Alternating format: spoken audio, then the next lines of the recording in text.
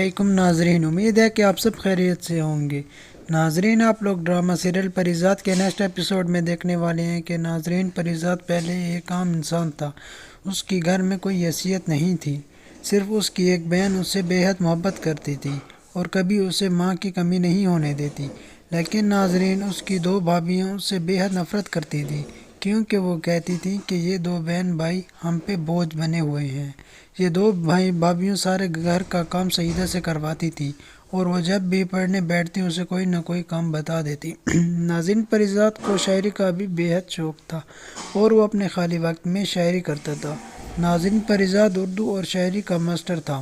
تب ناظرین، پریزاد کے پڑوسی میں ایک امیر خاندان رہتا تھا۔ ناظرین، انہوں نے پریزاد کو ذمہ داری دی کہ آپ ہماری بیٹی کو پڑھاؤ۔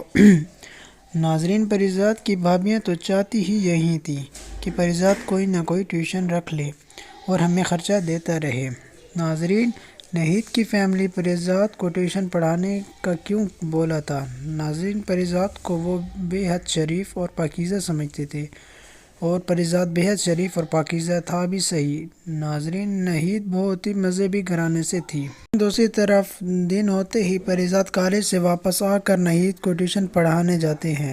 ناظرین، پورے محلے کے لوفر لڑکوں کی نظر نہید پر تھی کہ کبھی اس کا چہرہ ہمیں نظر آ جائے، اور وہ سب حیران ہو گئے کہ پریزاد اس لڑکی کو پڑھانے گیا ہے۔ ناظرین، پریزاد اس لڑکی کو پڑھاتا ہے اور نہید کو پریزاد کی اچھی سے سمجھ آتی ہے۔ ناظرین، جب نہید کے پیپرز قریب آئے تو نہید کی ساری تیاری ہو گئی تھی۔ ناظرین، ایک دن وہ لوفر لڑکا پریزاد کے پاس آیا اور اس سے ایک محبت بھرا خط لکھوایا۔ ناظرین، پریزاد پوچھتا رہا کہ یہ خط کس کے لیے ہے، لیکن ناظرین وہ پریزاد کو نہیں بتاتا، اور جیسے ہی رات ہوتی ہے نہید کے والد اور والدہ کہیں شادی پر چلے جاتے ہیں اور گھر کی ذمہ داری ان دو بہنوں پہ جا چھوڑتے ہیں۔ گھر میں نہید اور اس کی چھوٹی بہن ہوتی ہے۔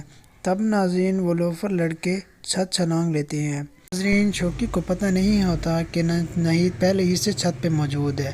نہید جیسے ہی شوقی کو دیکھتی ہے اور وہ ڈر سے چلاتی ہے، لیکن بدقسمتی سے پریزاد کا لکھا ہوا خط وہیں رہ جاتا ہے اور شوقی خود بھاگ جاتا ہے دوبارہ سے چھت چھلانگ کر۔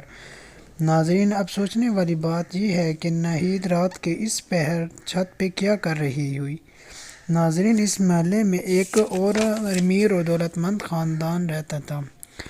ایک بیٹے کا نام ماجد ہوتا ہے اور وہ اپنی ایجوکیشن کمپلیٹ کر رہا ہوتا ہے اور ساتھ ہی 5 وقت کی نماز بھی پڑھتا ہے۔ سارے محلے میں اس کی عزت کافی بلند ہوتی ہے اور نہید کا والد بھی ماجد کا کافی پسند کرتا ہے اس کی ان خوبیوں کی وجہ سے، اور اس کی کافی عزت کرتا ہے۔ ناظرین، اب بات کرتے ہیں کہ اس دن رات کو نہید چھت پہ کیا کر رہی تھی۔ ناظرین، نہید اور ماجد ایک دوسرے کو پسند کرتے تھے اور وہ دونوں رات کو روزانہ چھت پہ چھپکے سے بات کرتے تھے۔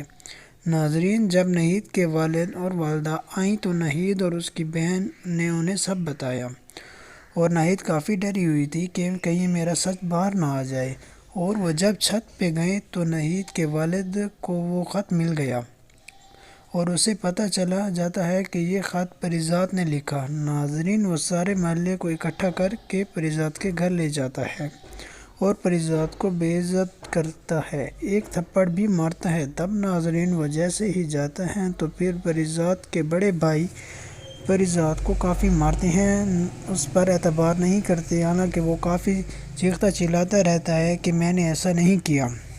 پریزاد کو اس بارے میں کچھ نہیں پتہ تھا، لیکن ناظرین، نہید سب جانتی تھی اس دن چھت پہ کون چھلانگا تھا۔